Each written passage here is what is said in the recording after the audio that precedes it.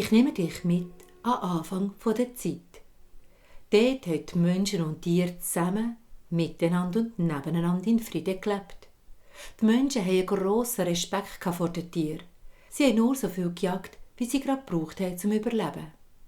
Hat dann aber ein Jäger gleich einmal ein Tier erlegt, hat er sich auf das aber demütig beim Geist vom Tier entschuldigt und um Vergebung gebeten. So sind die Menschen und Tiere lange Zeit auf dieser Erde mit der Pflanzenwelt im Gleichgewicht miteinander. Doch es ist eine Zeit gekommen, wo bestimmte Menschen mehr wollen als andere. Gier hat Einzug gehalten. Die Menschen haben Waffen erschaffen, womit sie Tiere wahllos getötet haben. Zum Teil auf grausamste Art und Weise, ohne jegliche Skrupel. Und das nur wegen ihrem Fleisch, ihren Haut oder anderen Körperteilen. Die Menschen waren so unachtsam, dass sie die kleinen Tiere meistens zertrampelt oder zerquetscht haben. So ist die Anzahl der Tiere rasant zurückgegangen und die der Menschen gestiegen. Die Tiere haben sich grosse Sorgen machen und auf das aber hat der Bär eine grosse Versammlung einberufen mit allen Leittieren. Liebe Freunde, wir sind zusammengekommen, um zu besprechen und zu beraten, was wir gegen die gierigen und herzlosen Menschen unternehmen können, die uns respektlos töten und vernichten. Gegen die grausamen Waffen von diesen Menschen haben wir keine Chance, wie zum Beispiel mit unseren Krallen oder Hörnern. Somit erkläre ich die Versammlung als eröffnet. Dann ist es losgegangen. Es war eine laute Angelegenheit. Die Wut und Unverständnis war so gross unter den Tieren, dass sehr viele Tiere ihre Sorgen und Anliegen den anderen unbedingt kundtun mussten. Ein bisschen abseits der Versammlung hat sich ein Schwarm Mucken aufgehalten. Der Anführer von ihnen war selbstverständlich auch unter den beratenden Tieren. Wo es einen Moment ruhig war in der grossen Runde, hat der Anführer der Mucke das Wort ergriffen. »Liebe Freunde, was haltet ihr davon, wenn wir die grossen Geister um Hilfe bitten, dass sie uns schlimme Krankheiten schicken für die Menschen, die uns all das Grausame antun?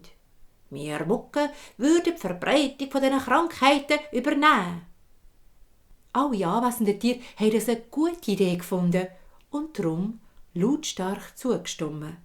Ja, ja, ja, ja, ja, ja, ja, ja, ja, ja, ja. Nach dieser klaren Einigung von allen Anwesenden hat der Bär auf das aber die Versammlung als beendet erklärt.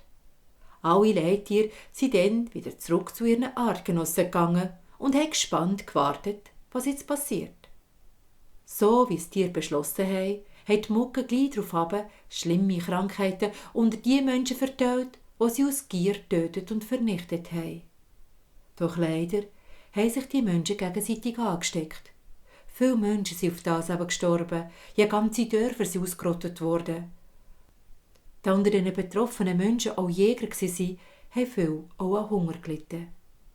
In diesem Ausmaß haben das Tier nie beabsichtigt, ja schon gar nicht bei den Menschen, die ihnen wohl sind, sie respektvoll behandelt haben oder sogar ihre Freunde waren. Die Anzahl der Menschen hat sich jetzt enorm verringert. Jetzt haben sich auch die Menschen versammelt, um sich zu beraten, was sie gegen die Krankheiten unternehmen könnten, die so viel Elend und Kummer mit sich bringt. Während sie ratlos beieinander gesessen sind, haben sich plötzlich die zu Wort gemeldet, die bis dorthin in Vergessenheit geraten sind. Die Wald- und die Wiesenpflanzen. «Wir haben Zauberkraft», haben sie den Menschen zugeflüstert. «Wir können euch helfen.» Auf das aber haben die Menschen die Ohren gespitzt und geduldig zugelassen, was ihnen die Pflanzen zuzuflüstern haben. Sie haben den Menschen gelehrt, welches Kraut für welches Leiden ist. Und so ist es gekommen, dass auf das aber viele von ihnen wieder gesund geworden sind und das Massensterben aufgehört hat. Auf diesem Weg ist das wertvolle Wissen über die Heilkräfte der Pflanzen zu uns Menschen überliefert worden. Leider aber ist der grosse Schatz über die Heilwirkung der Pflanzen bei vielen Menschen wieder vergessen gegangen. Bis heute sind wir mit unzähligen Pflanzen umgeben, die uns im Alltag unterstützen, begleiten und sogar heilen. Doch fehlt nicht nur das Wissen bei vielen Menschen von dieser Zauberkraft, die in diesen verschiedenen Pflanzen steckt. Nein, viele Menschen haben auch verlernt, hinzuschauen und hinzuhören. So rate ich dir, die grosse Apotheke vor unserer Haustür wieder zu entdecken, zu erforschen und achtsam zu nutzen und so uns mit der Mutter Natur wieder zu verbinden.